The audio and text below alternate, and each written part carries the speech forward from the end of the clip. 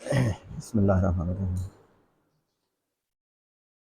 अच्छा, last time हमने ये देखा था कि सिग्निफिकेंट फिगर्स क्या होती हैं और उनको यानी उनके लिए रूल्स हमने देखे थे कि कौन कौन से डिजिट्स सिग्निफिकेंट होते हैं। नेक्स्ट हमने ये देखना है कि significant figures in the result of a calculation. ठीक है, अगर हम कुछ क्वांटिटीज़ को ऐड कर रहे हैं, कुछ नंबर्स को, या सब्ट्रैक्ट कर रहे हैं, तो जो हमारे पास आंसर आएगा, सम आएगा या डिफरेंस, उसमें कितनी सिग्निफिकेंट फिगर्स होंगी। इसी तरह से अगर आप कुछ क्वांटिटीज़ को मल्टीप्लाई या डिवाइड कर रहे हैं, तो आपके पास जो प्रोडक्ट आ रहा है उसमें कितनी सिग्निफिकेंट फिगर्स होंगी। तो इनके लिए ये दो रूल्स हैं। इससे पहले हमने सम और डिफरेंस, प्रोडक्ट और क्वोशंट के कुछ रूल्स पढ़े थे, वो uncertainty in the final answer उसके लिए थे। यहाँ पे ये सिग्निफिकेंट फिगर्स डिटरमिन करने के लिए रूल हैं, तो इनको आपने कंफ्यूज नहीं करना दोनों को। वो वाले जो हम पहले पढ़ चुके हैं वो uncertainty in the final result, उसके लिए वो रूल्स हमने पढ़े थे। यहाँ पे हमने ये देखना है कि अगर आप दो क्वांटिटीज को ऐड कर रहे हैं, दो नंबर्स को, या सब्ट्रैक्ट कर रहे हैं, तो जो आपके पास आंसर आ रहा है उसमें कितने सिग्निफिकेंट फिगर्स होंगे। तो देखें, एडिशन और सब्ट्रैक्शन के लिए रूल ये है कि जब हम नंबर्स को ऐड करेंगे, दो या दो से ज़्यादा नंबर्स को, या सब्ट्रैक्ट करेंगे, तो जो हमारे पास आंसर आएगा उस आंसर में हमने ये देखना है कि डेसिमल पॉइंट के बाद कितनी प्लेसेस हमने रिटेन रखनी है। तो वो हम देखेंगे जिन क्वांटिटीज को आपने ऐड या सब्ट्रैक्ट किया है उनमें से किस क्वांटिटी में डेसिमल पॉइंट के बाद सबसे कम डिजिट्स हैं, यानी सबसे कम डेसिमल प्लेसेस हैं। जिस क्वांटिटी में आंसर में उससे ज्यादा डेसिमल प्लेसेस नहीं होनी चाहिए। मिसाल के तौर पे देखें, ये दो नंबर है 122 प्लस 5.76, इनको ऐड करें कैलकुलेटर से तो ये रिजल्ट आएगा आपके पास। अब देखें, इसमें डेसिमल के बाद दो डिजिट्स हैं, इसमें डेसिमल के बाद कोई डिजिट नहीं है, इसमें डेसिमल के बाद तो कोई डिजिट नहीं है, तो इसका मतलब है आंसर में हमारे पास डेसिमल के बाद कोई डिजिट नहीं होना चाहिए। तो देखिए, हम इसको राउंड ऑफ करेंगे। फिर राउंड ऑफ कैसे करते हैं, आपने इन डेसिमल यहां पे है तो डेसिमल के बाद वाले डिजिट्स को हमने ड्रॉप करना है, क्योंकि आंसर जिन क्वांटिटीज को हमने ऐड किया था उनमें डेसिमल के बाद कोई डिजिट नहीं था, तो आंसर में भी डेसिमल के बाद कोई डिजिट नहीं होना चाहिए। तो हम इनको डेसिमल के बाद वाले डिजिट्स को हमने ड्रॉप करना है, यानी इसको हमने राउंड ऑफ करना है। उसके लिए हम ये देखते हैं कि अगर ये देखें, ये 5 से ग्रेटर है तो ये पहला वाला ये 8 हो जाएगा, और इसको आप ड्रॉप कर देंगे। फिर 8 को जब ड्रॉप करेंगे तो 8 भी 5 से ग्रेटर है, तो इसको एक ज्यादा कर देंगे और उस 8 को ड्रॉप कर देंगे, तो ये 128 आ जाएगा। 127.76 इज राउंडेड ऑफ एज 128। तो देखिए, इसमें डेसिमल के बाद कोई डिजिट नहीं है। क्यों? क्योंकि इसमें डेसिमल के बाद 2 थे और इसमें डेसिमल के बाद 0 डिजिट है, कोई डिजिट नहीं है। तो कम किस में है? इसमें। तो आंसर में डेसिमल के बाद इससे ज्यादा डिजिट्स नहीं होने चाहिए।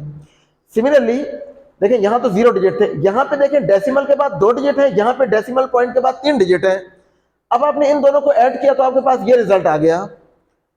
तो अब आपके पास देखें, इसमें डेसिमल के बाद 3 डिजिट्स आ रहे हैं, जबकि हमारे पास सबसे कम इसमें डेसिमल के बाद 2 डिजिट्स हैं। तो आपने क्या करना है? बाकियों को ड्रॉप करना है। तो देखिए, ये 3 है तो इसमें से हमने 2 को रिटेन रखना है, तीसरे को ड्रॉप करना है। तो ये 7 को हमने ड्रॉप करना है। तो ये 5 से ग्रेटर है तो ये क्या हो जाएगा? 7, तो 13.27। अच्छा, अगर फर्ज करें कि यहां पे डेसिमल के बाद एक ही डिजिट होता है, इसमें अभी 2 हैं, अगर इसमें डेसिमल पॉइंट के बाद सिर्फ एक डिजिट होता तो आंसर में भी डेसिमल के बाद एक ही डिजिट होना था, तो फिर हम इस 7 को भी ड्रॉप करते तो हमारे पास जाए 13.3। ये 7 ड्रॉप हो जाता तो ये एक ज्यादा हो जाता। और अगर फर्ज करें ये जो डिजिट आप ड्रॉप कर रहे हैं ये 5 से कम है, तो फिर आप इस वाले को इंक्रीज नहीं करेंगे। राउंड ऑफ इस तरह से करना है आपने, ठीक है। 5 से ज्यादा हो, जिस डिजिट को आपने ड्रॉप करना है वो 5 से ग्रेटर है, तो पिछले वाले को एक ज्यादा कर दें, उसको ड्रॉप कर दें। अगर 5 से लेस है तो पिछले वाले को एज इट इज रहने दें और उस अगले वाले को ड्रॉप कर दें। 5 है तो फिर आपने देखना है कि अगर उससे पिछला वाला ऑड है तो उसको एक ज्यादा कर देंगे, इवन है तो उसको एज इट इज रहने देंगे, ठीक है। अच्छा, फिर है मल्टीप्लिकेशन और डिवीजन के लिए क्या रूल है। ये तो था हम दो क्वांटिटीज को ऐड करें या सब्ट्रैक्ट करें। एडिशन और सब्ट्रैक्शन के लिए हम डेसिमल के बाद प्लेसेस देखते हैं कि जिसमें सबसे कम प्लेसेस होंगी आंसर में, उससे ज्यादा प्लेसेस डेसिमल के बाद नहीं होनी चाहिए। अच्छा, नाउ मल्टीप्लिकेशन एंड डिवीजन के लिए रूल ये है कि आपने ये देखना है कि जिन क्वांटिटीज को आप मल्टीप्लाई या डिवाइड कर रहे हैं उनमें से किस क्वांटिटी में सबसे कम सिग्निफिकेंट फिगर्स हैं, सबसे कम एज अ होल, डेसिमल को उसमें कंसिडर नहीं करना, एज अ होल किस क्वांटिटी में सबसे कम सिग्निफिकेंट फिगर्स हैं। आंसर में उससे ज्यादा सिग्निफिकेंट फिगर्स नहीं होंगी, अगर है तो आप उनको ड्रॉप कर देंगे, राउंड ऑफ करेंगे। उसकी एग्जांपल हमने यहाँ ये दो एग्जांपल लिखे, देखें आपने 16.3 मल्टीप्लाई 4.5, आंसर आपके पास ये आ गया। तो देखिए इसमें 3 सिग्निफिकेंट डिजिट्स हैं, इसमें 2 सिग्निफिकेंट डिजिट्स हैं, तो आंसर में कितने होने चाहिए, 2 होने चाहिए, क्योंकि सबसे कम इसमें कितने हैं, 2। तो अभी आंसर में है 4 डिजिट्स, तो हमने इनको राउंड ऑफ करना है अप टू 2 डिजिट्स। तो देखें इसको भी हमें ड्रॉप करना पड़ेगा और इसको भी, इसको ड्रॉप करेंगे तो ये देखें ये 5 है और ये ऑड है, तो जब इसको ड्रॉप करेंगे तो ये 4 हो जाएगा, और 4 5 से कम है, जब 4 को ड्रॉप करेंगे तो ये ऐसे ही रहेगा, तो 73 आ जाएगा। ये हमने राउंड ऑफ किया है, क्यों 73 लिखा है, क्योंकि इसमें 2 डिजिट्स हैं। तो देखिए अब इसमें 2 सिग्निफिकेंट डिजिट्स हैं, ठीक है।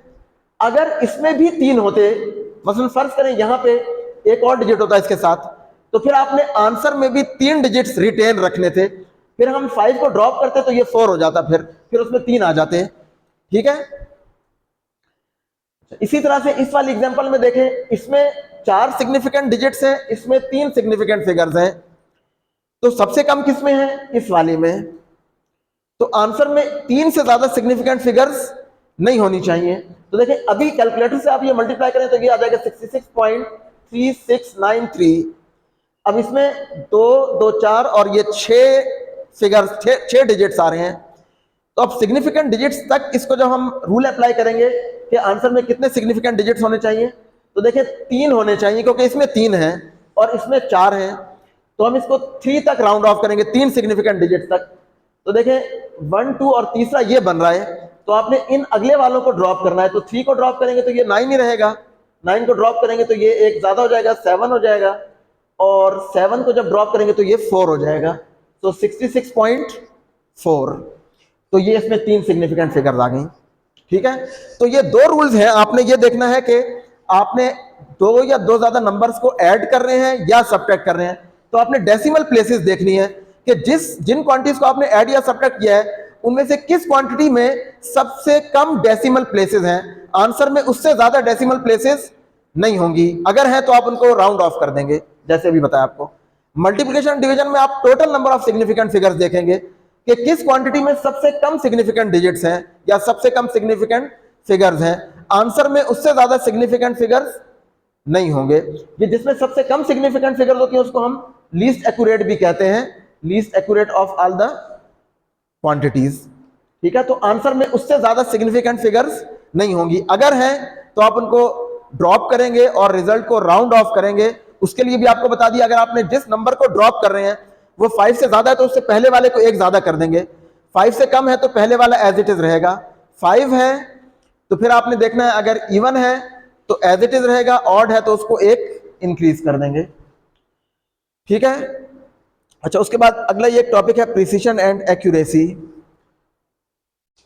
तो यहां भी हम जब मेजरमेंट्स करते हैं फिजिक्स में तो हम देखते हैं कि प्रिसाइज मेजरमेंट्स कौन सी हैं एंड एक्यूरेट मेजरमेंट्स कौन सी होंगी। तो देखें प्रिसीशन जो है दैट डिस्क्राइब्स के अगर आपने एक ही क्वांटिटी को एक ही इंस्ट्रूमेंट से कई दफा मेजर किया है तो आपकी जो रीडिंग्स हैं वो कितनी एक दूसरे के क्लोज हैं, ठीक है। So precision describes the closeness of measured values of a quantity with each other, कि वो आपस में कितना क्लोज हैं, जितना वो क्लोज होंगी तो इतना ये प्रिसाइज मेजरमेंट्स हैं, ठीक है। आपस में जैसे पहले भी आपको बताया था कि हम जब किसी एक क्वांटिटी को मेजर करते हैं तो हम 2-3 रीडिंग्स लेते हैं, फिर उसकी एवरेज निकालते हैं। तो वो जो हमने मेजरमेंट्स लिए हैं वो कितनी क्लोज हैं with each other, so that determines the precision. जितनी ज्यादा क्लोज होंगी उतनी वो रीडिंग्स प्रिसाइज होंगी, और ये प्रिसीशन डिपेंड करती है least count of the instrument के ऊपर जिससे आपने मेजरमेंट्स की हैं, ठीक है। लीस्ट काउंट पे डिपेंड करती है, लीस्ट काउंट जितना कम होगा प्रिसीशन उतनी ज्यादा होगी, ठीक है। एक्यूरेसी डिस्क्राइब्स के आपकी जो वैल्यू है वो एक्चुअल वैल्यू के कितना क्लोज है। किसी क्वांटिटी को आपने मेजर किया, उसकी एक्चुअल वैल्यू या उसकी जो थ्योरेटिकल वैल्यू है उस थ्योरेटिकल या एक्चुअल वैल्यू के कितना क्लोज है आपकी मेजर्ड वैल्यू। वो जितना क्लोज होगी उतनी ज्यादा वो मेजरमेंट एक्यूरेट होगी। ठीक है, so accuracy describes the closeness of the measured value to the actual value. ठीक है, एक्चुअल वैल्यू के कितना क्लोज है आपकी मेजर्ड वैल्यू, जितना क्लोज होगी उतना ज्यादा एक्यूरेट होगी। एक्चुअल से जितना दूर होगी, जितना ज्यादा उसमें डिफरेंस होगा एक्चुअल से, उतनी वो लेस एक्यूरेट होगी। ठीक है, और ये डिपेंड करता है हमारे पास नंबर ऑफ सिग्निफिकेंट फिगर्स के ऊपर कि उस क्वांटिटी में सिग्निफिकेंट फिगर्स कितनी है।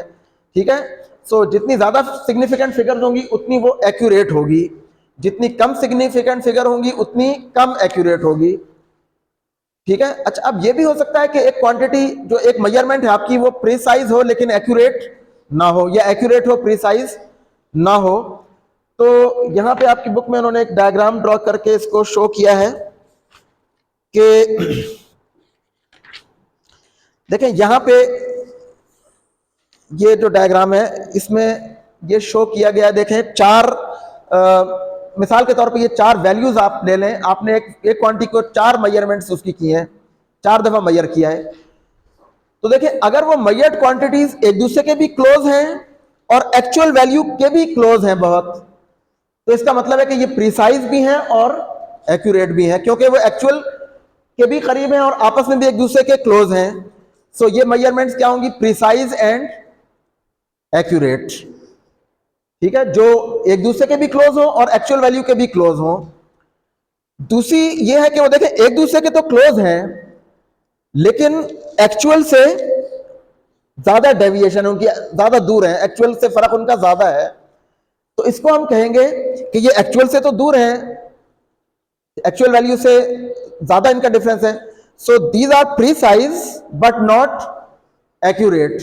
ये प्रीसाइज है यानी एक दूसरे के तो करीब हैं लेकिन एक्यूरेट नहीं है, क्योंकि एक्चुअल के करीब नहीं है। ठीक है, सो प्रीसाइज है बट नॉट एक्यूरेट।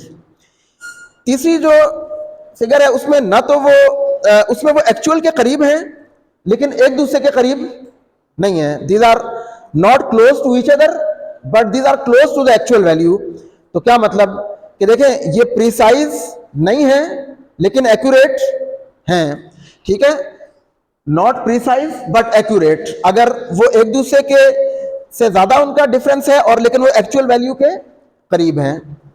और ये जो लास्ट है इसमें देखें ना वो एक दूसरे के करीब है ना एक्चुअल के करीब हैं, तो इसको हम कहते हैं it is neither precise nor accurate. ये ना तो प्रीसाइज है ना एक्यूरेट है।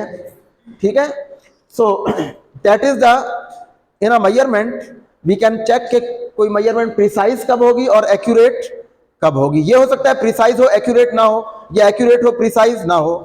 ये जैसे भी आपको बताया, ये भी हो सकता है कि प्रिसाइज भी हो एक्यूरेट भी हो। तो एक और चीज यहां पे हम देखते हैं, देखें प्रिसाइज मेजरमेंट वो होती है जिसमें लेस एब्सोल्यूट अनसर्टेनिटी होती है। हमने कहा था ना लीस्ट काउंट पे डिपेंड करती है, और लीस्ट काउंट एब्सोल्यूट अनसर्टेनिटी को शो कर रहा होता है, ये पहले भी हम देख चुके हैं। So a precise measurement has less absolute uncertainty in it. ठीक है, while an accurate measurement has less fractional या percentage uncertainty. जो accurate measurement होगी उसकी जो fractional uncertainty है या percentage uncertainty है वो कम होगी, जबकि precise measurement की absolute uncertainty कम होगी।